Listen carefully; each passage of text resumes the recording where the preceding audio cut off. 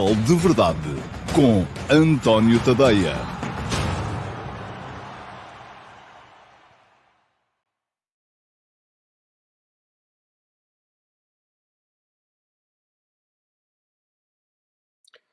Olá a todos, muito bom dia e sejam muito bem-vindos a mais uma edição do Futebol de Verdade. Hoje é sexta-feira, dia 11 de abril de 2025 e está aí já à porta a 29ª jornada da Liga Portuguesa. Cada vez estamos mais perto das decisões. Temos neste momento o Benfica com 2 pontos a mais do que o Sporting, mas este fim de semana, na 29ª jornada, vamos ter um dos jogos mais impactantes vai ser o Santa Clara Sporting, porque o Santa Clara está a fazer uma época extraordinária, está neste momento em posição de qualificação europeia para a Liga Conferência, e isto, claro, se, tal como tudo indica, o Benfica e o Sporting acabarem por estar na final da Taça de Portugal e acabarem também a Liga nas duas primeiras posições, e o Sporting, enfim, já não pode escorregar mais, sob pena de deixar o Benfica escapar no topo da classificação, porque já empatou com o Sporting Clube Braga na segunda-feira passada e por isso mesmo deixou que o Benfica avançasse para 2 pontos. Tal como tem vindo a ser tradição aqui mais recente no futebol de verdade, tenho hoje comigo um convidado que vai estar em condições de falar sobre este Santa Clara Sporting, que é o jogo que eu escolho como jogo da semana, jogo da jornada, porque é o jogo que opõe equipas que estão ali mais próximas do topo da tabela da Liga Portuguesa. Comigo, em entrevista gravada, porque o convidado não está em Portugal e com a diferença horária ficava complicado ele estar em direto. Portanto, eu gravei esta entrevista ontem. Está o Cleiton. E certamente se lembrarão do Cleiton. O Cleiton foi uma das figuras do primeiro Santa Clara que esteve na Primeira Liga Portuguesa. Estamos a falar da temporada de 1999-2000 depois, aliás, foi uma figura tão grande que a ponto de logo a meio dessa primeira época se ter transferido para o Futebol Clube do Porto e depois de 3 anos e meio no Porto, acabou por jogar também no Sporting. Portanto, não há ninguém com certeza como ele para falar deste Santa Clara Sporting e das memórias que este jogo trazem aos adeptos do futebol em Portugal. Estou então as boas-vindas ao Cleiton, que está no Brasil. Olá, Cleiton. Bom dia. Para si aí é boa tarde. Para mim, enquanto estou a gravar, é boa noite. Para quem vai estar a ver-nos, é bom dia. Portanto, está aqui uma montada a confusão. Muito bem-vindo. É um gosto tê-lo aqui comigo. Como é que vai isso? Você está no Brasil, certo? Primeiro, bom dia, um prazer estar aqui com vocês. Estou no Brasil, mas sempre que posso dou meu pulo aí em Portugal, matando sempre a saudade, porque foi um país que marcou muito minha vida, profissional, pessoal, então tenho muitos amigos e é um prazer enorme estar falar com vocês aí. Tá bom, Cleiton. Muito obrigado. Eu é que agradeço e com certeza que quem estiver a ver o programa vai também aproveitar para recolher a sua experiência e aquilo que o Cleiton tem para dizer acerca da Liga Portuguesa. Tem acompanhado a Liga aí ou não? Ou não dá para acompanhar? Não, eu sempre acompanho, sempre que posso acompanho, porque eles transmitem aqui alguns jogos, não são todos, como é óbvio. Mas geralmente tem jogos, sempre os jogos com os clubes maiores, né? Porto, Sporting e Benfica, tem sempre jogos. E sempre que posso, claro, estou a ver os jogos, acompanhar a liga, pelos jornais, pela internet e sempre atento, porque muitos amigos ainda no futebol, a paixão pelos clubes que passei e os que também sempre me chamaram a atenção, e então sempre estou atento aí a essa liga na medida do possível. Uhum. Muito bem, Cleiton. Vamos recuar aqui 25 anos no tempo. Éramos todos mais novos. Eu recordo-me que no início dessa temporada de 1999-2000, eu na altura trabalhava no jornal Record, tinha a meu cargo a revista de lançamento da época sempre. Era eu que fazia, porque eu tinha muito aquela obsessão de guardar dados sobre todos os jogadores. E eu recordo-me perfeitamente que quando comecei a fazer as fichas individuais dos jogadores do Santa Clara, houve ali uma coisa que me chamou a atenção, porque não era nada costume na altura haver jogadores com currículo no futebol brasileiro a chegarem a Portugal para equipas que não fossem os três grandes. E eu olhei para aquilo que, enfim, não havia a facilidade que há agora também para ver os jogos do Brasil aqui. Eu vi Cleiton Cruz e fui ver, e era um jogador com passado, com currículo no Atlético Mineiro, um jogador com carreira no Campeonato do Brasil, e aparecia a jogar no Santa Clara. Como é que foi isso? Explique-me lá como é que se deu essa transferência, porque era uma coisa que não era nada normal no futebol português naquela altura. Realmente, eu tive um começo muito bom aqui no Brasil. Eu fui para o Atlético Mineiro, eu tinha 14 anos. Com 17 anos eu assinei o primeiro contrato profissional. Portanto, era uma promessa, uma grande promessa. E acabei por participar de muitos jogos, disputei 4 campeonatos brasileiros e estava sempre ali à espreita, mas a coisa não aconteceu. Então, no último ano, em 99, nesse ano, fui emprestado para o América de Natal, uma equipe menor, porque queria rodar mais, já estava na fase que eu não estava agradado no Atlético Mineiro. Fui emprestado e foi a grande surpresa para mim, né? Porque justamente no América de Natal, o nosso querido e saudoso, meu amigo Manuel Fernandes, foi ver um jogo só. E nesse jogo era o derby lá, e contra o ABC. Ele acabou por despertar interesse em mim, era o clássico, eu fiz 2 gols, dei assistência para o outro, ganhamos 3-1, não me esqueço disso nunca.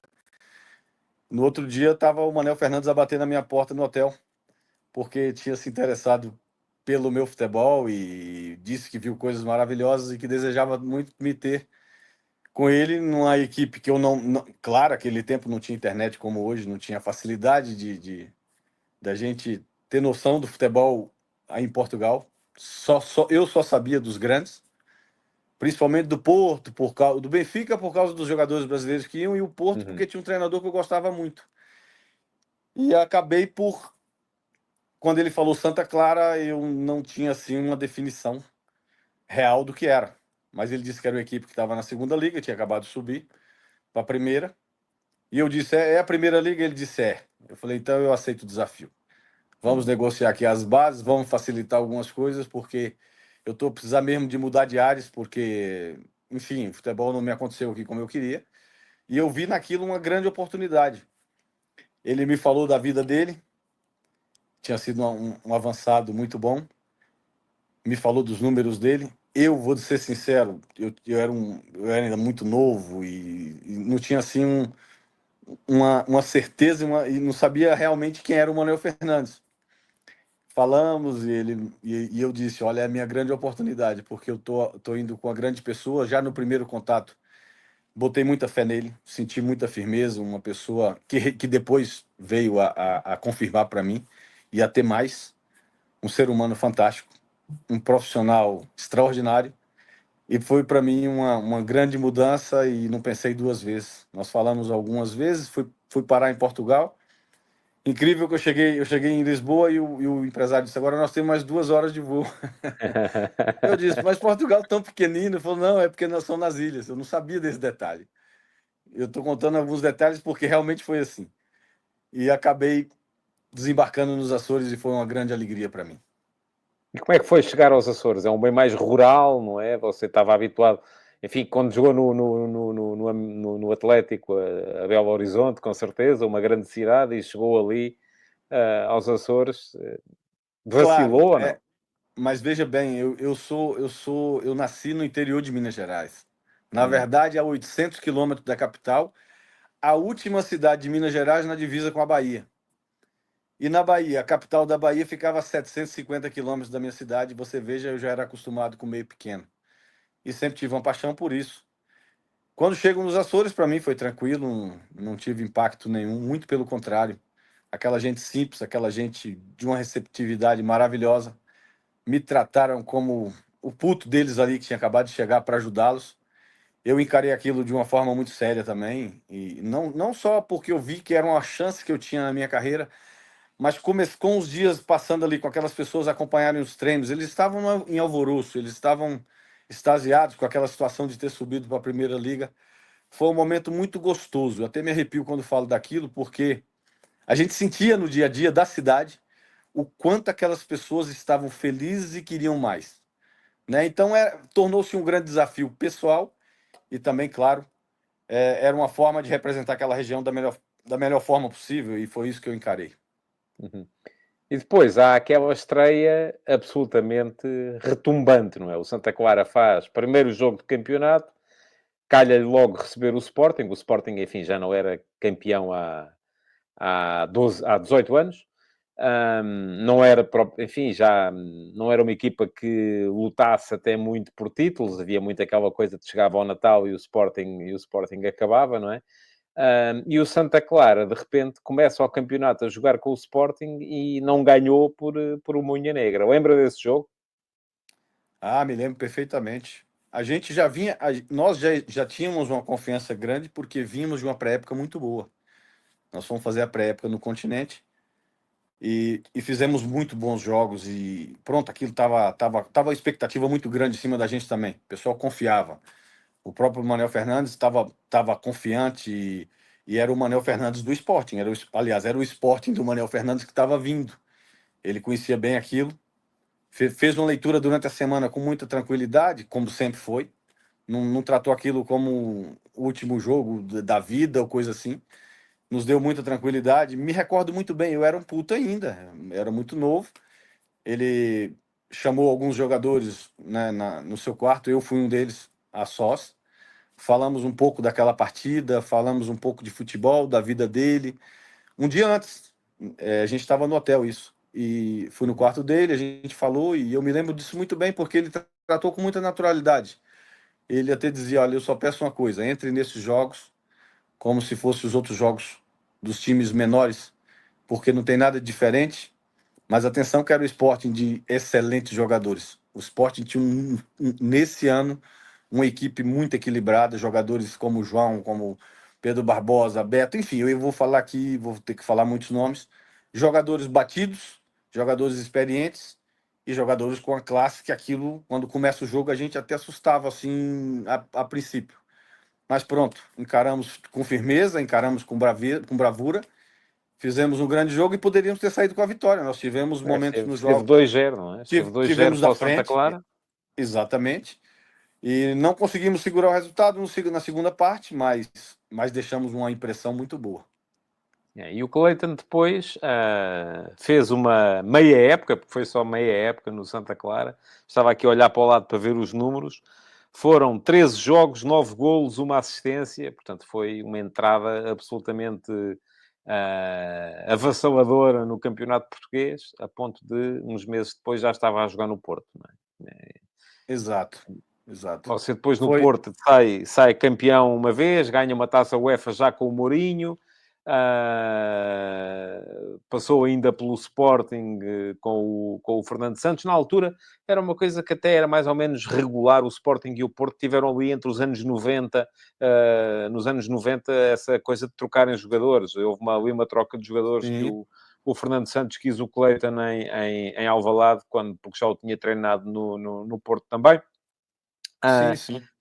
que diferenças é que o Cleiton vê entre o futebol português daquele tempo e o de agora? Que eu, conforme disse, acompanha mais ou menos aí pela TV e vem cá de vez em quando. O seu filho ainda joga ou não? Por acaso era das coisas que eu lhe N- queria perguntar. Não, meu filho voltou. Ele teve aquela fase da pandemia, ele estava sozinho e estava no Amarante, estava Estava no galgando ali, Amarante, sim. tava indo bem, mas depois veio aquela pandemia e saudade de casa, acabou vindo embora e ficou por cá É. mesmo. Acabou parando Portanto, de essa jogar já não é futebol. uma razão para vir cá ver futebol, mas de qualquer maneira vai acompanhando. Que diferenças é Vou, que vê entre o futebol português de agora e o do seu tempo? veja bem, eu não digo só o futebol português, né? Aqui no Brasil também eu tive boas participações e hoje eu tenho um contato direto com o Atlético Mineiro, porque foi a equipe que me lançou para o futebol. Eu fiz minha base toda, tenho muitos amigos lá. Costumo ir ver os jogos mesmo no estádio. O presidente lá nos dá uma aula para a gente estar sempre presente. Quando eu posso, eu vou.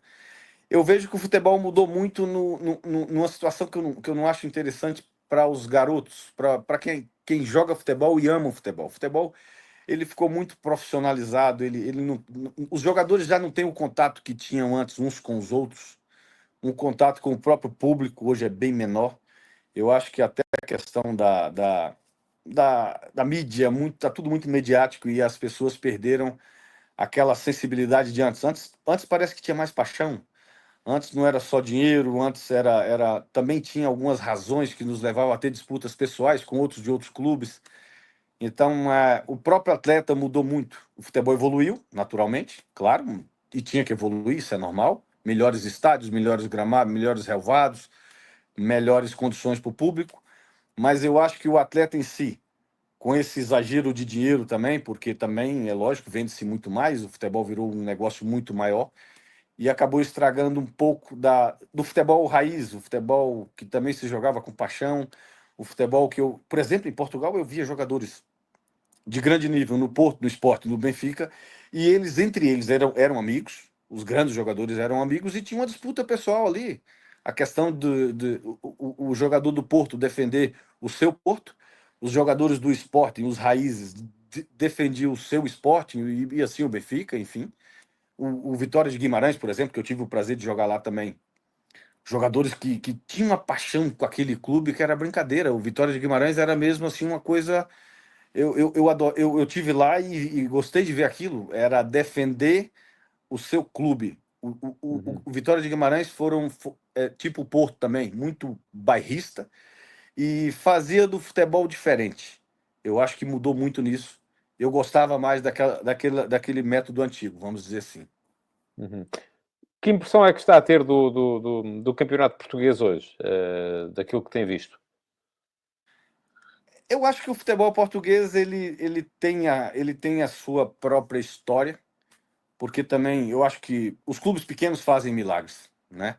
Mudou um bocado com a SAF, a SAF aqui a SAD, né? Aí é Aqui no SAF, Brasil sim. é SAF. Uhum. E com isso também, claro, o próprio Santa Clara se valorizou mais com isso, tem um potencial financeiro que pode galgar melhores campanhas e está acontecendo, naturalmente está acontecendo. Mas tem clubes que fazem milagre para acontecer. Numa primeira liga, eu acho que ainda precisa melhorar muito. Precisa Uhum. melhorar muito. Mas é claro que tem a sua disputa própria e é um campeonato que, mesmo aqui do Brasil, tem o seu valor. As pessoas sabem do valor, o valor de um Porto, de um Sporting, do Benfica, Braga, Vitória de Guimarães, Famalicão, o Santa Clara agora. Tem os outros que estão menores, mas fazem pela vida para poder representar bem. Mas, claro que não está no nível de outros grandes países aí. Mas eu, particularmente, gosto do futebol português e sou meio. Para mim, fica meio difícil as pessoas entenderem, porque é uma paixão também muito pessoal, porque tive aí. E cada detalhe do futebol português eu gosto de ver e acompanhar. Viu o clássico, o Porto Benfica, na semana passada, não? Viu? O seu Vi, coração vi. puxa para onde aqui em Portugal? Diga lá. Não, eu sou bem. Eu tenho que ser realista. A gente não pode andar a brincar com isso, com o carinho das pessoas. Eu tenho um carinho enorme no Sporting. O Sporting é um clube gigante. Tenho um carinho enorme pelo Vitória de Guimarães, porque passei lá também. E o Santa Clara é aquela paixão raiz, porque o Santa Clara me lançou para tudo isso, né? E eu vou explicar. O Santa Clara eu adoro, porque eu cheguei aí, me receberam muito bem e é um agente especial para mim. O pessoal dos Açores é um pessoal diferente para mim. Agora, o Porto, por que o Porto? O Porto eu ganhei 7 títulos. O Porto eu Hum. consegui. Tem um gol antológico que eu fiz em Berlim, que se eu não tivesse saído do Santa Clara para o Porto, aquilo não tinha acontecido. Muitas pessoas me disseram na época: você não deve sair, você tem que acabar sua carreira aqui no Santa Clara. E eu ouvi muito isso, e eu senti aquilo, e eu fiquei muito. Foi uma decisão muito difícil para mim, porque eu queria ficar mais tempo, mas ao mesmo tempo eu falava: puxa, eu acho que é um direito meu. Você É, forçou um bocadinho a barra para sair na altura também, não foi? porque eu precisava, como ser humano, eu acho que qualquer. Eu tinha 24 anos, 23 para 24 anos, e eu via e aconteceu. Poucos meses depois eu estava fazendo aquela estreia em Berlim. Poucos meses eu joguei contra o Barcelona, dei uma assistência para o Jardel. Então essas coisas marcaram muito minha vida. Eu fui campeão da Taça UEFA, eu fui treinado, por exemplo, o Santa Clara me deu o prazer enorme de treinar com o grandiosíssimo Manuel Fernandes. Para mim, um cara fantástico, fora da curva. Mas depois eu tive Fernando Santos no Porto, é o mesmo Fernando Santos que foi campeão europeu. Eu tive o José Mourinho, que é meu amigo, eu falo com ele hoje, sempre falando com ele, mandamos umas piadas aí de vez em quando, então são coisas que, se eu não saio, isso não teria acontecido. Poderia não ter Uhum. acontecido, futebol é tudo muito rápido. E eu tive esse privilégio, né, de jogar a Liga dos Campeões por três vezes, uma a gente saiu antes, mas eu tive jogar contra Real Madrid, jogar contra Bayern de Munique, fazer gol contra o Buffon. Eu fiz um gol de falta contra o Buffon, por exemplo, lá na casa deles, pô. Então, jogar contra a Juventus de Del Piero, de Trezeguet, de Nedved, enfim, eu vou aqui citar, É né, a lei da muitos vida, não é? É jogadores. normal, aí você tem a Então, é a lei da oportunidade, tem que vida. batalhar por ela, não é? E muitas vezes ficou mal explicado, porque as pessoas, até hoje nos Açores, me cobram isso, porque eu não fiquei mais tempo. Então, é, quando eu tenho essas oportunidades, eu vou falando, porque realmente eu precisava sair. E o tempo mostrou. Eu fui campeão em português, Taça de Portugal 3 vezes, Super Taça, campeão europeu, né, pelo Porto. E talvez eu não estaria contando essas histórias se eu tivesse ficado lá. Poderia ter Isso não, contado uma história mais seguramente. bonita, poderia ter ficado lá e virado treinador e dado continuidade, enfim. Mas Isso não, seguramente. Mas, ó, vou Cleiton, simplificar. isto tudo já percebi então que o seu coração só tem uma cor que é azul e branco, como dizia Não tem o João como, Pedro. não tem como eu negar isso. Fiquei mais anos, fiz mais amigos, famílias que eu vou em Portugal hoje, portistas doentes, e aquilo para mim é um prazer enorme também estar ali. Como também tenho amigos em Lisboa, tenho amigos em Alcochete, tenho amigos no Montijo, mas a história, aquilo que eu fiz de grandioso no futebol foi no Porto. Então, Uhum. Então, como é que está a ver eu o Porto este ano? O Porto está com dificuldades, aquilo está. Este ano já não vai sair campeão, não é? Provavelmente nem qualificar para a Liga dos Campeões. Viu o muito clássico com o difícil. Benfica? Viu o clássico ou não? Ou não conseguiu ver Foi ainda? um desastre. Vi o clássico e sinto que foi um desastre. Meu filho estava do meu lado e eu disse: olha, se é na minha época, a gente não conseguia nem sair do estádio, né? Então são situações assim que difícil para mim, que vi o Porto daquela época, era inadmissível isso, né? Nem que a gente morresse lá dentro, perder de 4 pro Benfica em casa. Era terrível, seria uma coisa, era inadmissível, enfim. Mas o Porto, eu creio que tem que passar por isso. Teve uma transição muito forte, a gente escuta notícias aí, questão financeira, questão de equilíbrio interno. São muitas coisas que estão acontecendo que eu creio que o presidente vai ter que, claro, e está lidando com isso com muita frontalidade, precisa levar isso muito a cabo, porque o portista, o treinador, o torcedor, o adepto portista, ele cobra muito. Então ele está muito Uhum. sentido, ele está muito ressentido, ele vai esperar um pouco, mas depois vai vir coisa forte, né? Então a gente espera que as coisas esse ano já não vamos conseguir chegar lá, mas o tempo urge que as coisas mudem logo. Uhum. Muito bem, eu agora estou aqui a ser interrompido porque o meu gato achou que devia vir aqui para a minha cadeira. É uma coisa que acontece de vez em quando. Ele vai aparecer aqui atrás, com certeza, porque ele estava à espera que eu me chegasse à frente para arranjar espaço aqui. Bom, mas ouvi tudo aquilo que disse e queria lhe perguntar também. Não sei se tem visto também jogar se o Benfica mais vezes além desse jogo, ou se tem visto o Sporting também. Parece-me que neste momento no campeonato temos uma corrida entre os dois, mas ninguém vai poder sair campeão. E o que é que o Clayton acha do que tem visto, se é que tem visto, o que é que acha que vai acontecer daqui? Faltam 6 jogos, o Benfica tem 2 pontos de avanço, tem a vantagem de jogar contra o Sporting ainda no Estádio da Luz na penúltima jornada, mas tem um calendário mais difícil, tem saídas mais complicadas. Quem é que acha que vai sair campeão? Eu acho que vai ser campeão o Sporting. E vou torcer para ser campeão o Sporting, né? Mas atenção a esse Benfica. É um Benfica. Eu estava a falar com meu filho, é um Benfica cínico. É um time cínico. Tem jogadores batidos, jogadores experientes, jogadores que decidem, e tá numa questão moral muito alta, muito elevada. Eu acho que o Benfica, por exemplo, na Liga dos Campeões contra o Barcelona, O Benfica em casa teve chance de meter dois, três gols e não fez. E eu dizia, olha, vai tomar. Quando é assim, vai levar. Mas é uma equipe que mostra sua força. Então, o Benfica é uma equipe muito forte, mas o Sporting também o é. O Sporting provou e tem provado que também o é. Gosto da forma como o Sporting joga. Gosto, aquele avançado, o Jokers, eu acho fantástico. Para a próxima época, com certeza, não fica. Não deve E, ficar. né, o Trincão, enfim, tem uma linha de frente muito poderosa. Aquele puto também não deve ficar. Me fugiu o nome aqui agora, que joga à frente do lado. E eu gosto desse Sporting.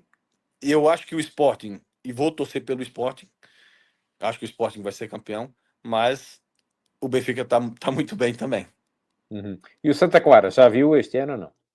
Já viu Santa Clara contra o Porto, em casa do Nos Porto. Açores ou no Dragão? Em casa do Porto, no Dragão, porque Ah, foi ok, então foi o jogo que o Santa desses jogos Clara... grandes que às vezes eles transmitem cá.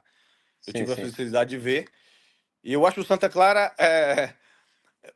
são jogadores muito trabalhadores e com qualidade, né?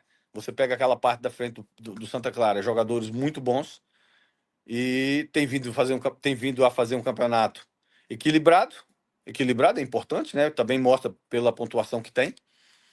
E eu espero bem que eles se classifiquem para a Europa esse ano também. Uhum, muito bem. Diga uma coisa, Cleiton, você está relacionado com o futebol hoje em dia, de alguma maneira ou não? Não, não, nada. Foi uma opção minha quando eu parei de jogar futebol. Eu ainda tive um tempo no Chipre. Eu ainda joguei Sim. Taça UEFA no Chipre, pelo Omônia. Fomos eliminados pelo Manchester City. Tive a felicidade de jogar no Chipre, foi uma experiência excelente. Fiquei lá 3 anos. Volto com 36 anos e, Ainda e na jogou no minha Brasil mente aí, não é? ainda joguei Depois? aqui na equipe da cidade nossa aqui. Mas Ok. já não tava, eu tinha parado 6 meses, depois joguei mais um bocado, mas já não dava. Mas o futebol, eu vou explicar bem rápido porque eu não fiquei no futebol.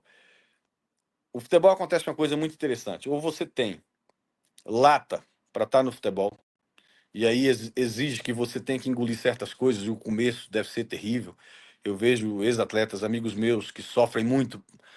90%, 95% não chega, porque também não tem clubes para todo mundo, clubes de ponta.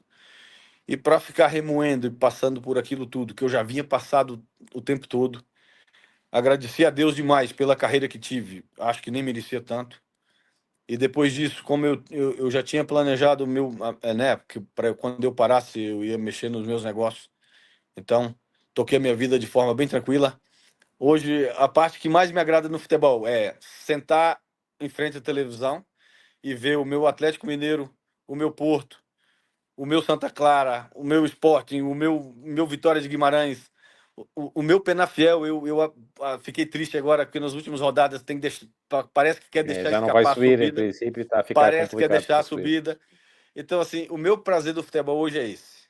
Mas muito prazer mesmo. Vou a Portugal, o pessoal, pô, o Cerqueira me recebe muito bem lá no Porto, me leva aqui, me leva ali. E eu adoro isso, adoro ver um jogo lá no Dragão.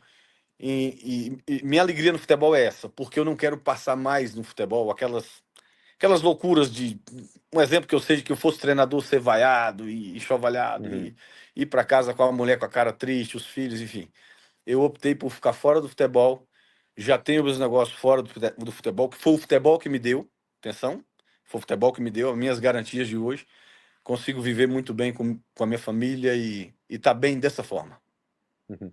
E diga-me mais uma coisa, Coitano, como é que você vê agora, isto é novidade, os treinadores portugueses aí no Brasil? Temos cada vez mais treinadores portugueses a chegarem aí, até inclusive agora com esta coisa de se falar de poder ser o Jorge Jesus a ir para o Screte. Como é que você acha? O que é que acha que... Eu acho ótimo, eu acho maravilhoso e expliquei isso. Eu tive no Atlético Mineiro 6 meses atrás, e o presidente às vezes está com a gente, porque tem lá uma ala, eles guardaram uma parte do estádio, que o Atlético Mineiro fez um estádio para os ex-atletas, que fizeram acima de 100 jogos, têm direito de estar lá e tal, e é muito gostoso. E eu tive a felicidade de estar com o presidente um dia, e eles sempre falavam do nome do Luiz Castro aqui no Atlético Mineiro. Chegaram a falar até do Mourinho também. Mas são valores absurdos, eu sei. E eu disse, presidente, o dia que você trouxer um treinador como o Luiz Castro ou o José Mourinho, pode ter certeza de uma coisa. Cada centavo que você colocar, eles te dão 2 vezes mais, no mínimo. Porque vão organizar da base até o profissional, vão tirar jogador, porque aqui tem jogadores demais toda hora. Eles têm esse talento. Eles vão fazer você vender jogadores caros. Olha o que o Abel faz no Palmeiras. Assim que eu Uhum. disse a ele. Olha o que o Abel faz no Palmeiras. Descobriu 2 joias que vão meter no clube 600 milhões de reais, 100 milhões de euros. Então, isso é o futebol. Eles mandam 5, 6 treinadores embora no ano. Falei com o presidente. Vão pagar balúrdios de comissão, de rescisões, e invistam num bom. E é o que tem acontecido com o treinador português. Não vou Você ainda demorar apanhou muito. o Luís Castro no Penafiel ou não? Agora estava aqui a pensar. É. Eu tive a felicidade de estar um ano com aquele senhor também, que é um senhor. E eu disse ao presidente do Atlético Mineiro, o dia que você trouxer um cara como o Luiz Castro ou o José Mourinho, vocês vão ver o que eu estou dizendo. É o menos, você vai economizar em alguns aqui, dê um monte de dinheiro para eles que eles te dão aquilo tudo de volta e você vai ter o dobro de lucro depois. Porque o futebol português, o treinador português, ele se preparou de verdade, tem uma escola de verdade, é uma faculdade do futebol real. Aqui no Brasil, eles vão lá na CBF, faz lá 30, 60 dias de curso, e as coisas não funcionam assim no futebol mais. Futebol hoje é estudado, futebol é didático, e Portugal tem exportado treinadores para o mundo inteiro, e eu tenho o maior prazer de falar isso aqui, porque eu adoro o futebol, o Portugal é a minha segunda casa, e eu tive o privilégio e tenho um prazer enorme de falar do valor do treinador português. É um treinador que tem regras, o treinador português tem regra, tem disciplina, tem decência. Então, se o JJ vir aqui treinar a seleção brasileira, eu vou ficar super feliz e adoraria mais ainda que fosse o Luiz Castro ou o José Mourinho. Se viesse também o Manuel Fernandes ou o Fernando Santos, eu ficaria feliz. E se tivesse cá com nós meu querido Manuel Fernandes, eu ficaria muito mais feliz também. Uhum. Então, Esse é que o já não vai futebol ser possível. português, o treinador português tem feito história aqui por mérito, como tem feito também mundo afora, né? Uhum. Uhum. Tá bom. E o Atlético este ano não tá para ser campeão, não é? Isto, pelo que eu já percebi. Olha, teve o primeiro jogo contra o Grêmio e poderia ter feito 3, 4 gols. Eu vi o jogo todo. Começamos muito bem, perdemos muito gols, mas é uma equipe, atenção, é uma equipe que pode dar trabalho, porque tem jogadores muito bons e tá bem treinado. Tá bem treinado, Uhum. porque o Cuca conhece a casa e tal. Tem um plantel bom O Hulk e está a pode jogar ser ainda, não está? surpresa. Pode O ser Hulk está a surpresa. jogar ainda. O Hulk é o nosso herói.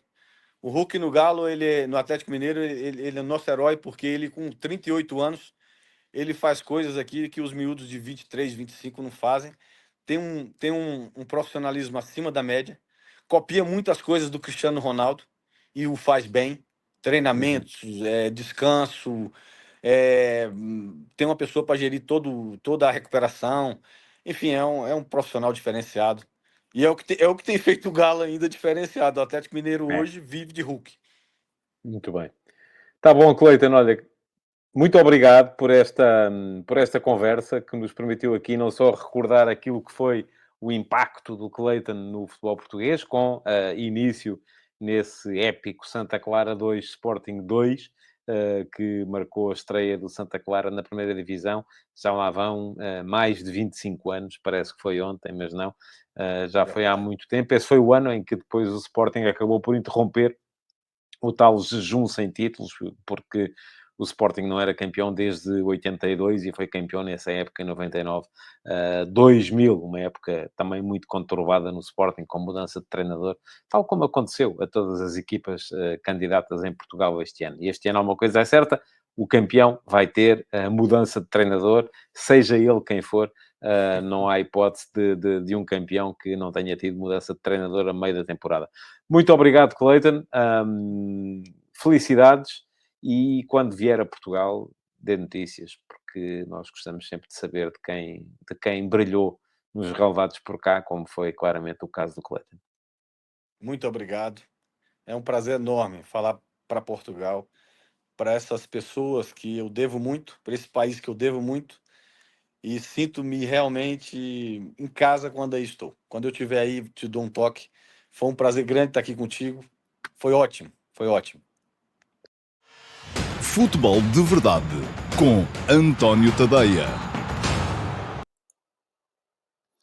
E ora, muito bem, cá estou então agora já em direto para a continuação do Futebol de Verdade, que hoje começou, tal como vos disse na altura, com uma entrevista gravada com o Cleiton, um antigo futebolista brasileiro, que chegou a Portugal em 1999 para jogar no Santa Clara. Ele vinha com o currículo do Atlético Mineiro, tinha feito já muitos jogos no Campeonato Brasileiro da Primeira Divisão, ao serviço do Atlético Mineiro, que é uma das maiores equipas do Brasil, e mesmo assim veio jogar para o Santa Clara. Ele contou como é que foi o processo e estreou-se na Liga Portuguesa, precisamente num Santa Clara Sporting, que vai ser o jogo à partida mais impactante desta próxima jornada, da 29ª jornada da Liga Portuguesa, que começa já hoje à noite, com o Gil Vicente Vitória Sport Clube de Guimarães, e que amanhã vai ter então esse ponto alto, o Santa Clara Sporting, quinto classificado contra o segundo classificado. Nesse jogo,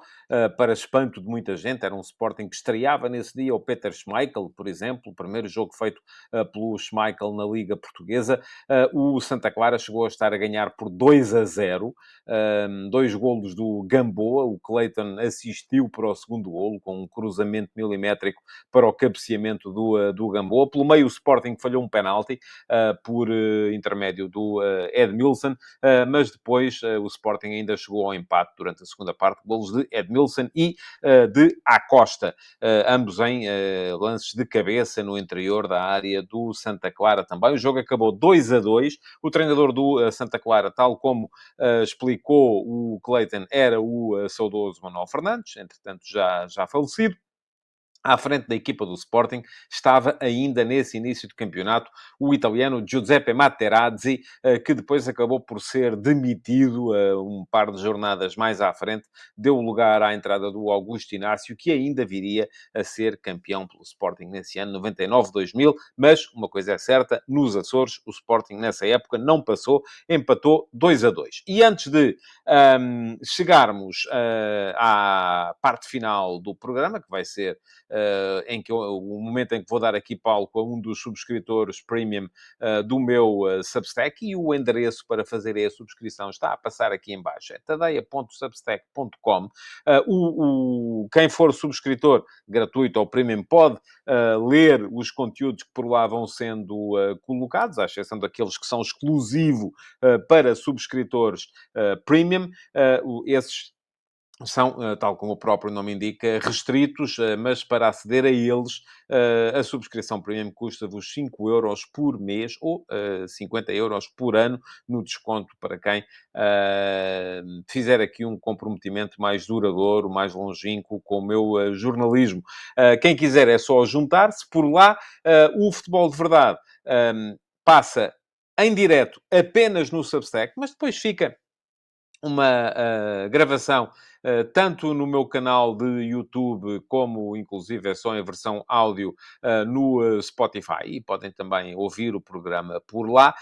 Mas quem for subscritor premium tem depois mais uma série de vantagens. Olha, uma delas é poder comentar o Futebol de Verdade em direto. E tenho aqui alguns comentários que em breve vou passar a ler. Outra é poder ouvir os textos lidos no meu canal de Telegram. E outra ainda, e parece-me que é a mais interessante de todas, é poder entrar no meu servidor de Discord, onde vamos tendo conversas entre nós. Temos lá uma tertúlia bem engraçada para discutir futebol e outras coisas também.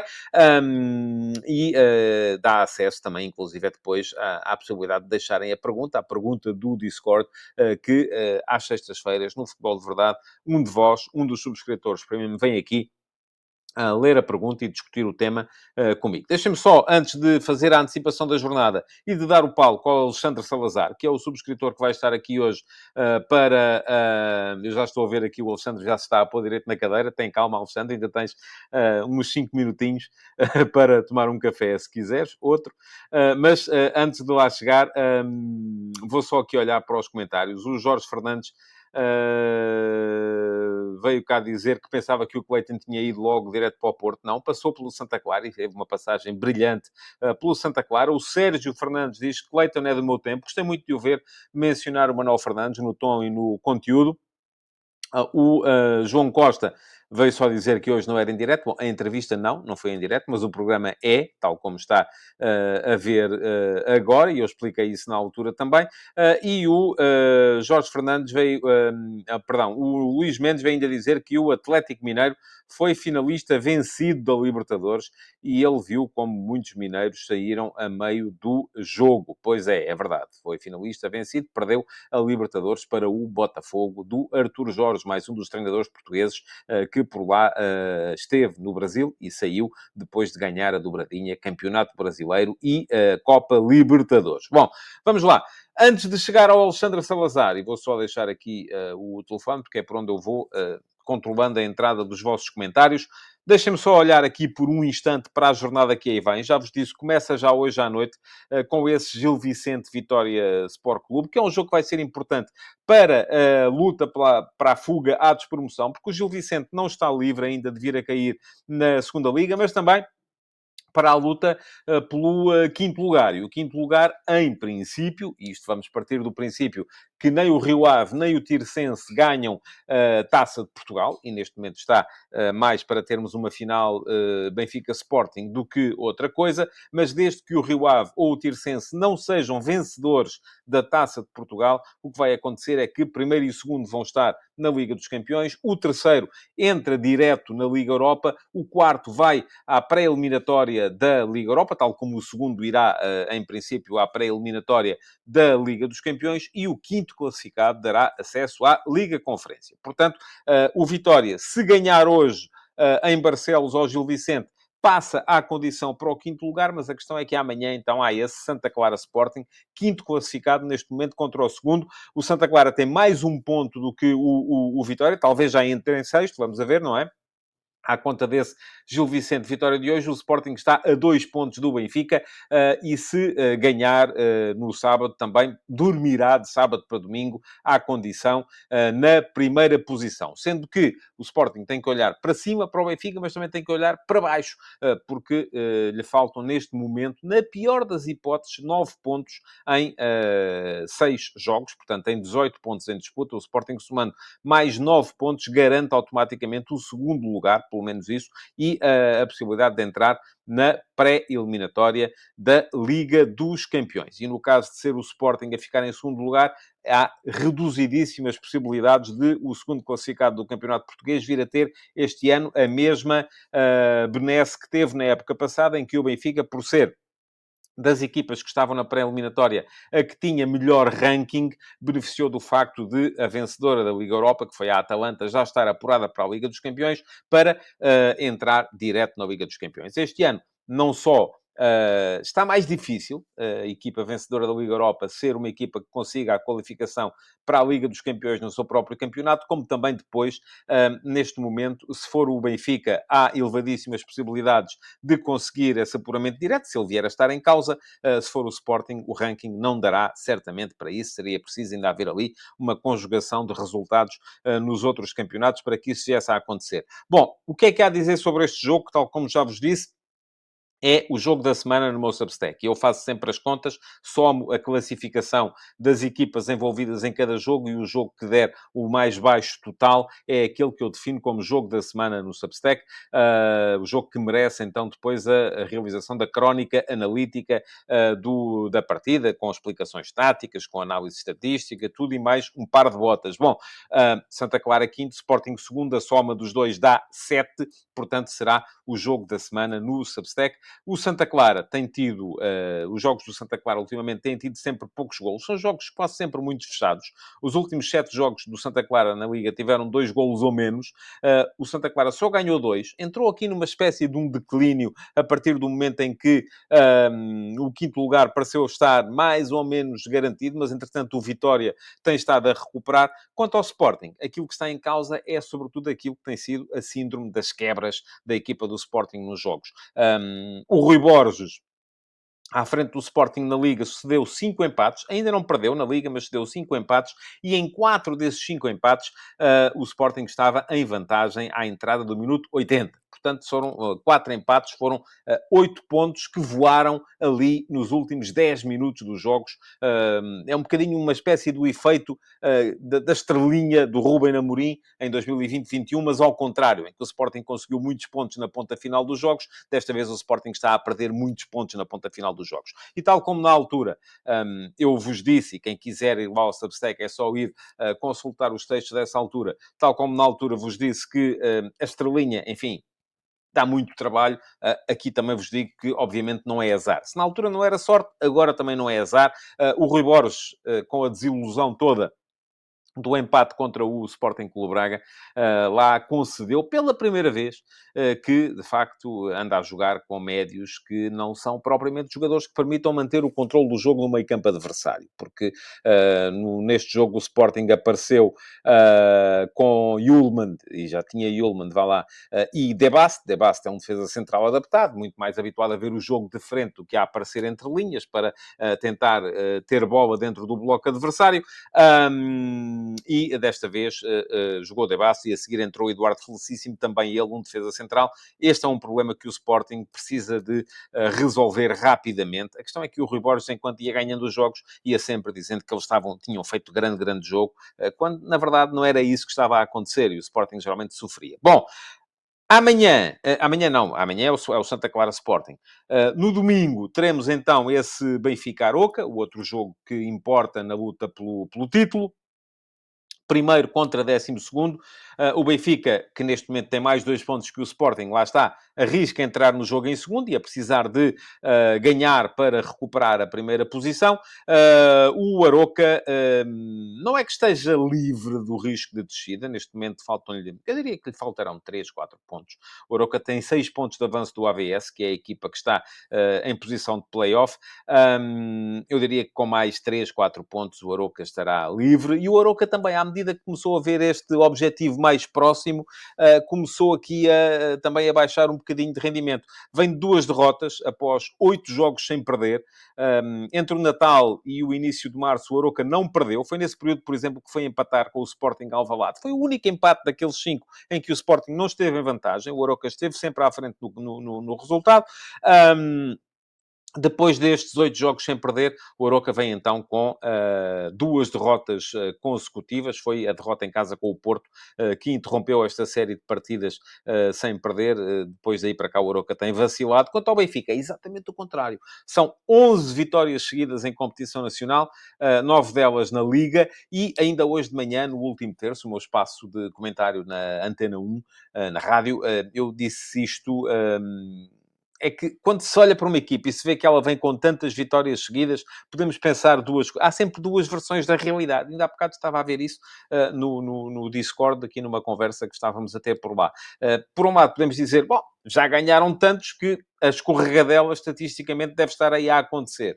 Por outro lado, podemos dizer que, bom, ganharam tantos que não é agora, com certeza, que vão perder. A equipa vai imparável. E é muito em função disso que temos que ver aquilo que sobra para o final do campeonato do Benfica. Para já, este jogo com o Aroca é jogo em casa, é um jogo que, a partir do Benfica, tem tudo para sair vitorioso e, vamos a ver, o Sporting é que vai ter que lutar pela sobrevivência na luta pelo título, porque precisa de ganhar e ganhar fora a uma equipa que, à partida, é mais forte do que o adversário do Benfica. Depois, teremos ainda a luta pelo terceiro lugar, que é uma luta importante. É muito importante ficar em terceiro lugar. E já vos expliquei há bocado porquê. É que o quarto classificado, em princípio, vai ter que jogar as pré-eliminatórias da Liga Europa. E a segunda pré-eliminatória da Liga Europa, que é onde entra o quarto classificado do Campeonato Português, será a 24 de julho.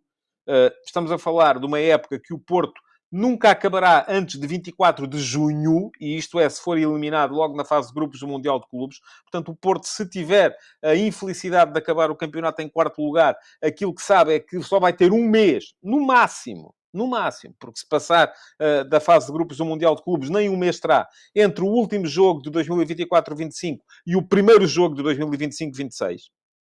Esqueçam as férias, vai ser preciso arranjar aqui uma planificação qualquer, e eu nem sei como é que isso se faz em termos de metodologia de treino, porque entre a necessidade de repouso, a necessidade de preparação, alguma coisa vai ter que ser inventada. Estamos em território completamente inexplorado até este momento. O Porto vai ter um jogo muito complicado esta semana. Vai visitar o Casa Pia em Rio Maior. Casa Pia é o oitavo, já está a 6 pontos da Europa. Em princípio, não vai lá chegar.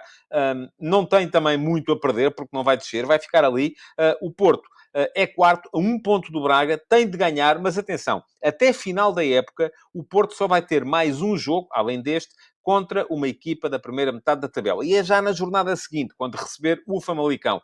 Porque depois daí para lá, daí até a final, são só jogos contra equipas da segunda metade do campeonato. Quanto ao Braga, que esta semana, e o Porto joga, portanto, já vos disse, sábado, 8h30, em Rio Maior, contra o Casa Pia, o Braga vai receber o AVS, terceiro classificado, contra 16º, o AVS que está embrenhadíssimo na luta para fugir à despromoção. Será o jogo, à partida, menos complicado do Braga daqui até a final do campeonato. Porquê? Está aqui o João Costa a dizer nos comentários que o Braga também só tem o Benfica. Olha que não, João. O Braga depois vai ter Estoril fora, nono classificado, Famalicão fora, sétimo classificado, Santa Clara em casa, quinto classificado, Casa Pia fora, oitavo classificado e Benfica em casa, primeiro classificado. Portanto, o Braga tem um calendário à partida muito mais complicado do que tem o Futebol Clube do Porto e, por isso, precisará de ganhar um bocadinho mais de avanço. Mas não é só título, não é só Europa, é também luta pela fuga à despromoção, e a luta pela fuga à despromoção está também complicadíssima. Porquê? Porque temos Boa Vista e Farense iguais neste momento nas duas posições de descida, depois a seguir o AVS e depois, mais à frente então, Gil Vicente, Estrela da Amadora, equipas que não podem pôr-se de fora desta luta de maneira nenhuma. Vamos ter já hoje então esse Gil Vicente Vitória, sábado Boa Vista Nacional, jogo fundamental para o Boa Vista, e domingo, Estrela da Amadora Farense, jogo fundamental tanto para o Estrela da Amadora como para o Farense. Diz o Pedro Bicas que o Braga pode ganhar os jogos. Pois pode. Eu não estou a dizer que não pode. Tal como o Porto também pode ganhar os jogos. Todos podem ganhar os jogos e todos podem empatar os jogos e todos podem perder os jogos. Estamos aqui a falar de graus de dificuldade. E os graus de dificuldade do calendário do Porto são, à partida, mais altos, mais elevados, superiores do que o grau de dificuldade dos jogos que faltam ao Futebol Clube do Porto. Pronto.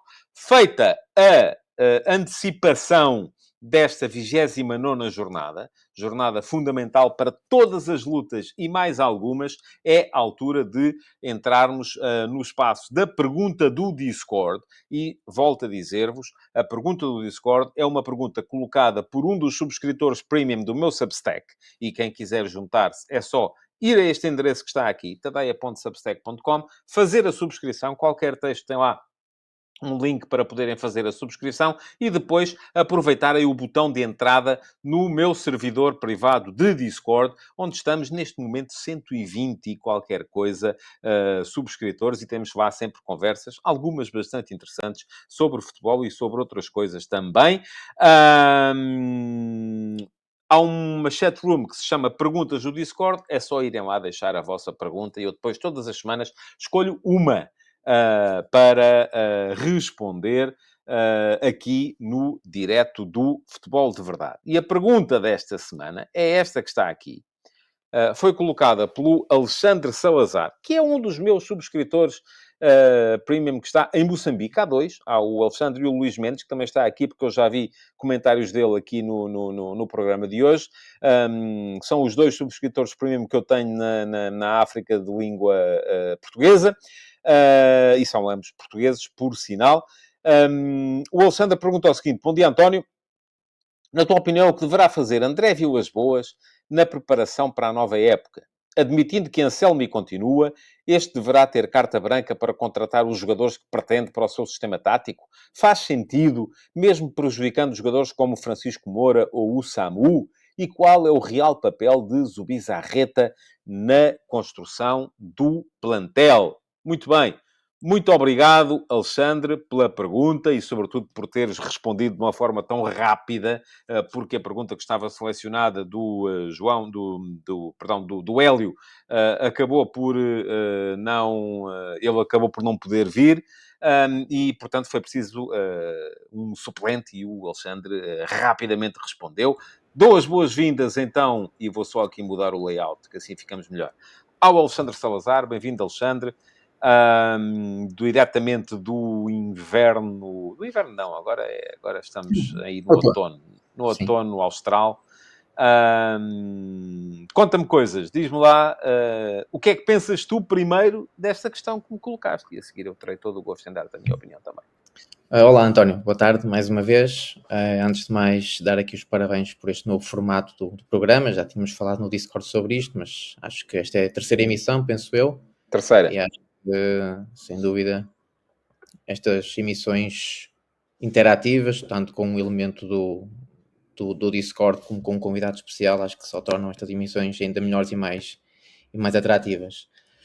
Antes de responder a essa tua questão, estava aqui a ver o Cleiton a falar e a pensar que jeitaço que ele nos daria agora. Porque quando eu me lembro de alguns lances do Cleiton, o gol em Berlim que ele falou, um gol ao Celtic também, ele marcou também um ao Schmeichel na final da Taça, marcou um na Luz de canto direto, mas que não contou, mas isso é outra história, mas de facto um jogador como ele agora daria Era um muito. galeno com mais recursos técnicos, não é? Acho que, se bem me lembro... Sim, e melhor Não tão capacidade rápido, mas muito sim, mais técnico. melhor capacidade de decisão e análise do jogo, parece.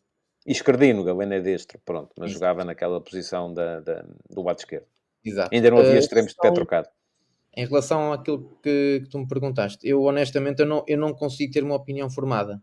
Porque se por um lado, e admitindo que o Anselmi vai continuar, pelo menos o Presidente disse isso numa entrevista mais recente que deu a um jornal desportivo, será que lhe vai ser dada carta branca para formar um novo plantel? Mas aí iremos ter ativos que não foram baratos, nomeadamente o Samu, que já vimos que não se enquadra nesta ideia de jogo de novo treinador.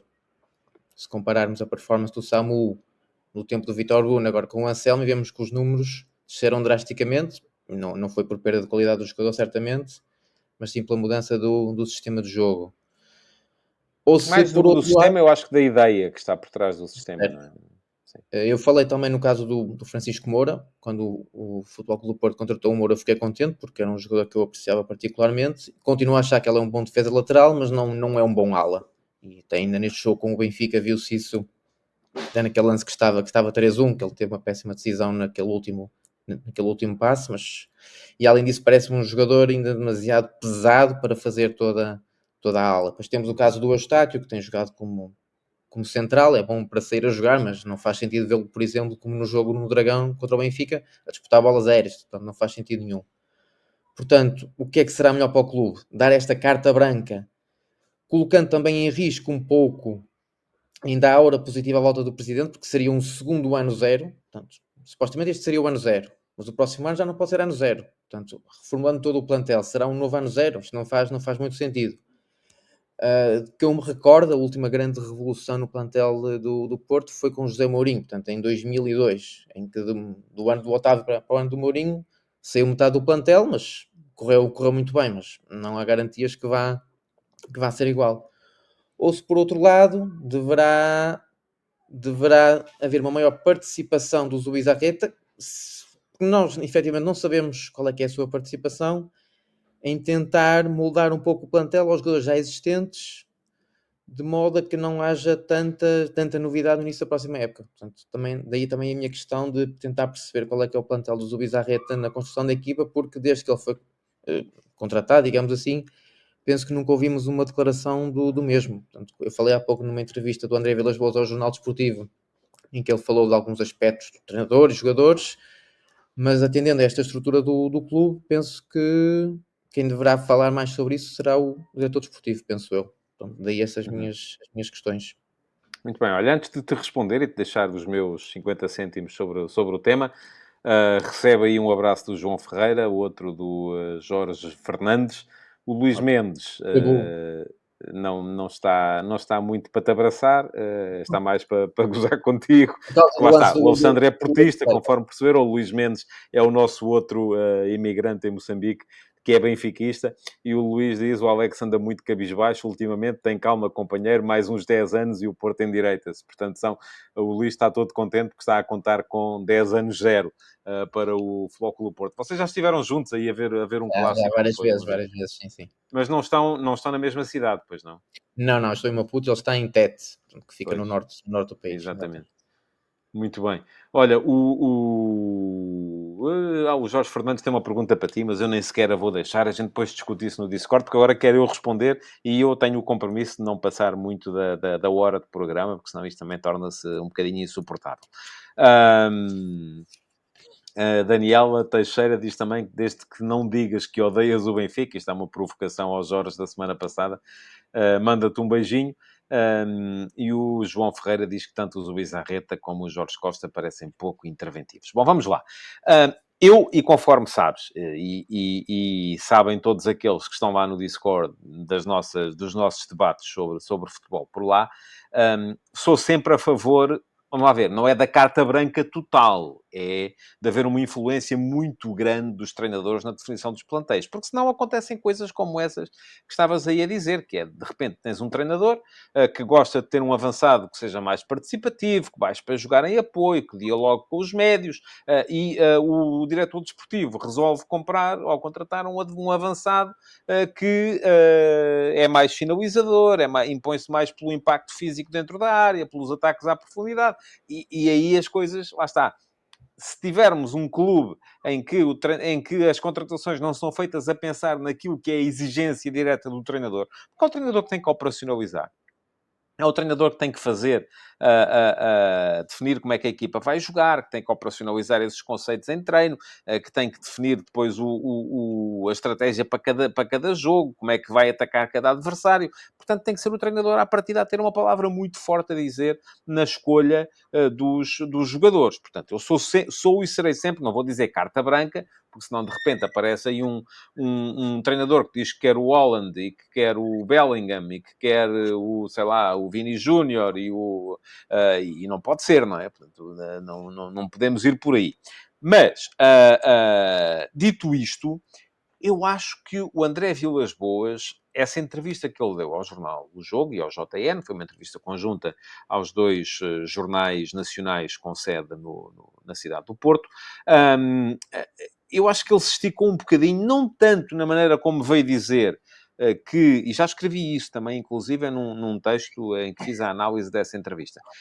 Não tanto naquilo que veio dizer acerca de Anselmo, e dizer que Anselmo é para continuar na próxima época, eu vou-te dizer, nem outra coisa me faria sentido. Então, se o Porto contratou o treinador há um par de meses, não era com certeza para o demitir um par de meses mais tarde, não é? Isso não me faz nenhum sentido, mas muito da maneira como ele justificou a rescisão com o Vítor Bruno. Porque, se bem se lembram, o André Vilas-Boas, na altura, disse que o Vítor Bruno saiu porque tinha perdido a confiança do plantel. Houve ali uma série de maus resultados em que o plantel deixou de ter confiança nele. E o próprio André Vilas-Boas, como treinador, sabe que, uma vez isso acontecendo, já não há volta a dar. Ora, o risco que há é que agora lhe venham dizer, ok, vamos imaginar que o Porto não acaba o campeonato sequer em terceiro lugar, que acaba atrás do Sporting Clube Braga, que lhe corre mal o jogo agora contra o Casa Pia, que lhe corre mal a seguir o jogo com o Famalicão, e atenção, são duas belíssimas equipas e que estão em boas fases, se calhar porque já não, o Famalicão cresceu muito, finalmente o Hugo Oliveira conseguiu começar a fazer passar a sua mensagem, e é uma equipa que está muito mais sólida neste momento do que já foi. Vamos supor que lhe corre mal e que chegamos ao final da época e o plantel não tem confiança no treinador. Temos um problema, não é? Porque, de repente, se aplicar a mesma ideia ao Martin Anselmi que aplicou ao Vítor Bruno, temos aí um problema grave para resolver, porque o plantel pode perder a confiança neste treinador.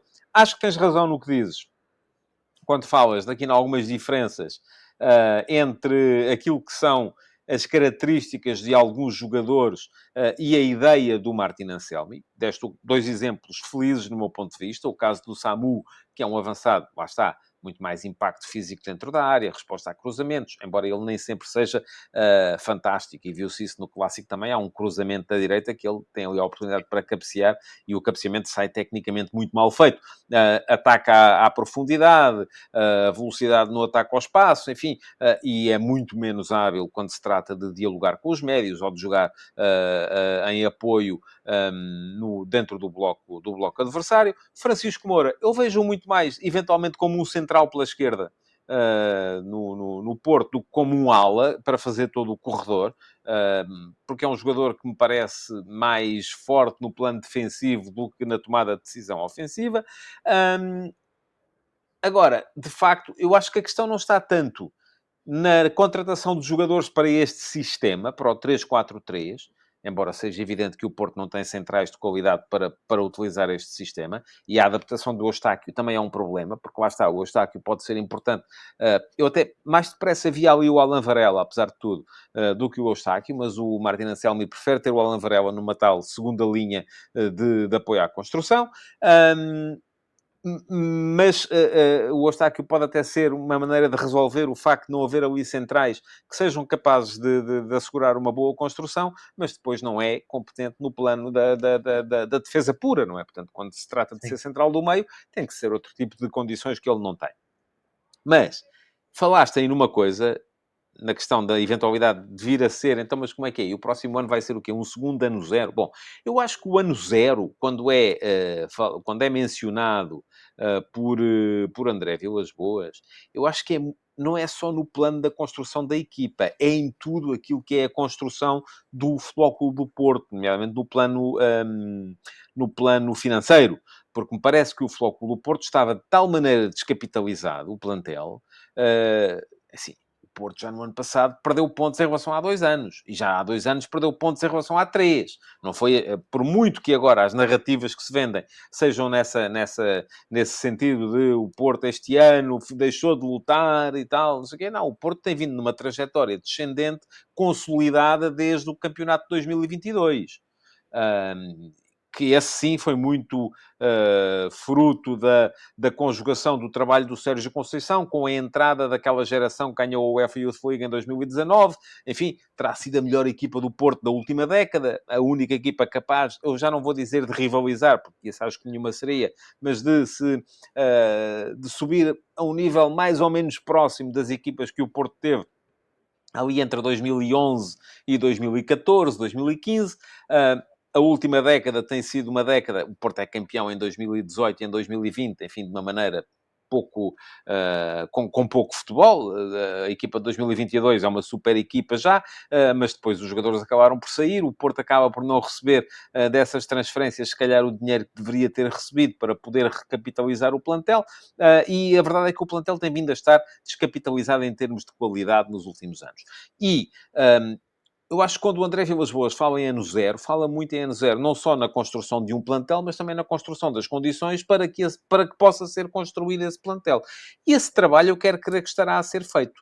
Quero crer que o Porto estará hoje numa situação financeira diferente daquela em que estava há um ano.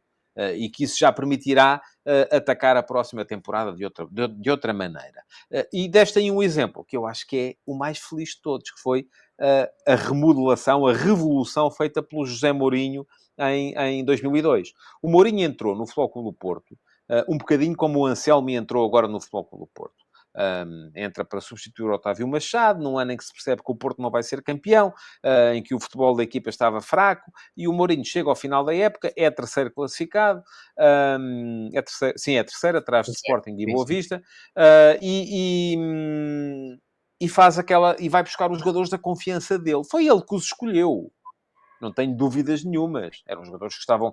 o Manis tinha estado com ele no Benfica, o Derlei e o Nuno Valente tinham estado com ele na União de Leiria, e o Tiago também, embora o Tiago tenha tido uma influência menor, o Paulo Ferreira, que ele conhecia de Setúbal. Portanto, são jogadores que é ele que os vai buscar. E tu dizias aí, não sei qual foi a expressão que usaste, Se calhar é demasiado arriscado estar à espera que dê tudo certo, mas só há uma maneira de dar tudo certo. É casar a bota com a perdigota. É casar a ideia com os jogadores que se contratam. Claro que têm que ser alvos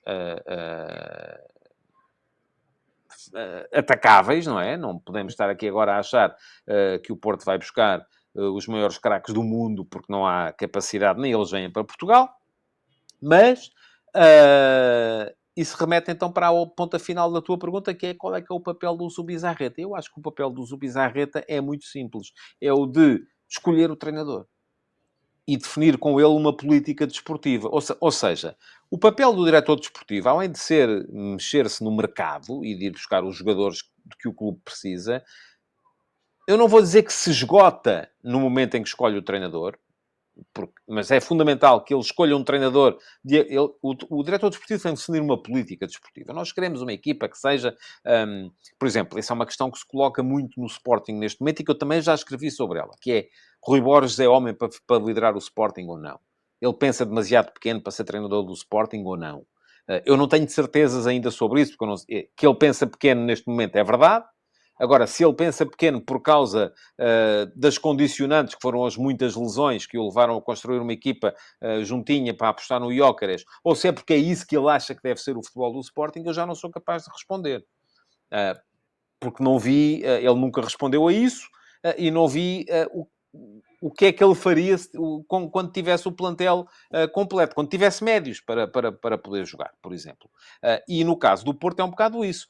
Qual é o papel do Zubizarreta, juntamente com o presidente? É dizer assim: nós queremos um treinador que queira jogar no campo todo, jogar dentro do meio campo adversário, jogar à base da manutenção da bola. Queremos um treinador que tenha estas ideias relativamente àquilo que é o futebol do Futebol Clube do Porto. Escolhido esse treinador, é claro que depois tem que haver aqui um trabalho conjunto entre o treinador, o departamento de scouting e o diretor desportivo, para identificarem os alvos. E aí o papel do diretor desportivo é um bocadinho ou convencer o treinador de que o melhor alvo é este e não é aquele, ou enquadrar o treinador dentro daquilo que são as limitações financeiras do projeto para ir buscar os jogadores que ele quer. Não tem que ser o diretor desportivo a dizer o treinador quer um avançado assim, mas eu acho que tem que vir um avançado assado. Não, faz sentido isso. Porque quem vai pôr a equipa a jogar depois é o treinador, não é o diretor desportivo. Agora, que não vai ser fácil, não vai. E o Porto vai precisar de articular tudo na perfeição para vir a ter uma próxima época bem melhor do que esta, até por causa das dificuldades que aí virão se a equipa não acabar o campeonato em terceiro lugar, e eu ainda acho, neste momento, que o Porto é favorito para ser terceiro classificado, porque tem um calendário melhor. Mas atenção, há um risco inerente, porque são os próximos 2 jogos, são 2 jogos muito armadilhados. E se o Porto não ganha os próximos 2 jogos, isto pode gerar não só uma vantagem interessante por parte do Sporting Clube Braga, como inclusive é uma onda de crença no Sporting Clube Braga de que pode acabar o campeonato em terceiro lugar. E pronto.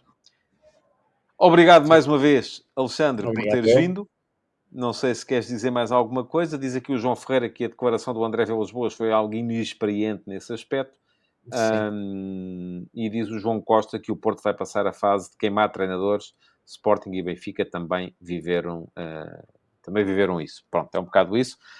A questão é quanto tempo é que o Porto vai levar a sair, de facto, desta... Tinha só aqui até mais uma questão para ti muito rápida. Se porventura, quando faltarem 2 ou 3 jornadas para o final da época, o Porto ainda estiver em quarto lugar,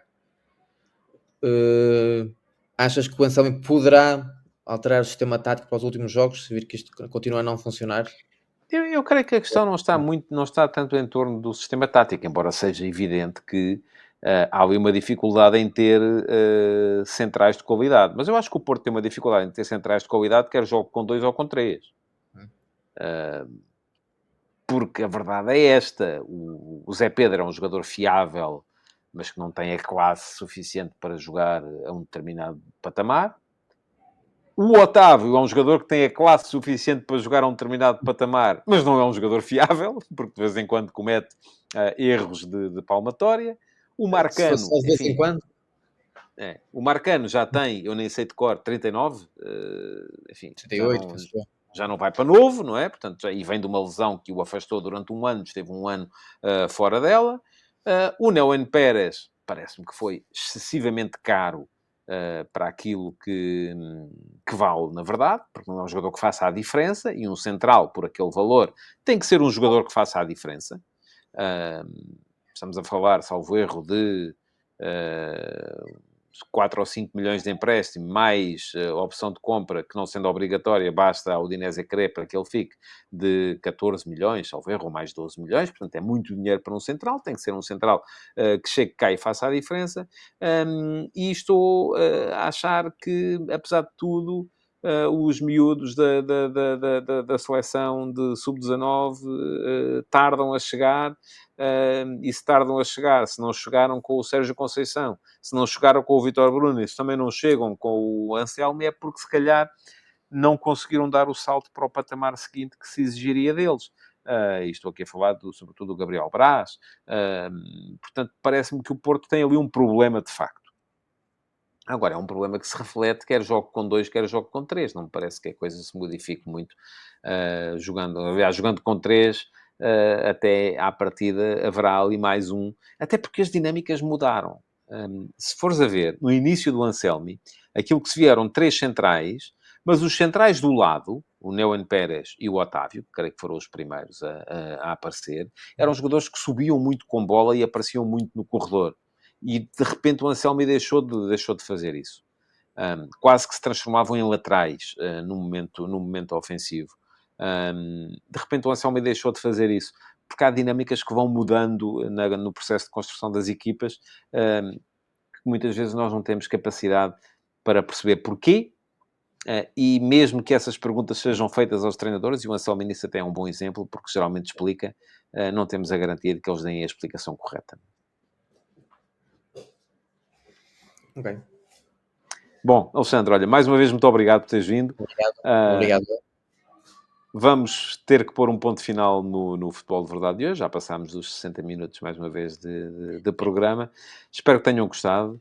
E espero que voltes em breve. Deixem perguntas no servidor de Discord. Se ainda não são subscritores premium do meu Substack, o endereço para fazer a subscrição está aqui em baixo, é tadeia.substack.com. E apareçam por lá para poderem entrar no meu servidor de Discord, para poderem entrar no meu canal de Telegram, para poderem comentar em direto o Futebol de Verdade, para poderem vir ao Futebol de Verdade colocar a pergunta da semana e para poderem ler todos os textos que eu vou publicando por lá no meu Substack. Muito obrigado por terem estado aí a assistir. O Futebol de Verdade volta de hoje a 8, sexta-feira. E daí temos que ver isso, porque próxima sexta-feira é Sexta-feira Santa. É feriado. Portanto, talvez o dia seja diferente, mas eu informar-vos-ei depois daquilo que vai acontecer, e as informações vão ser dadas tanto no Substack como no meu servidor de Discord. Muito obrigado. Um resto de boa tarde a todos. Futebol de Verdade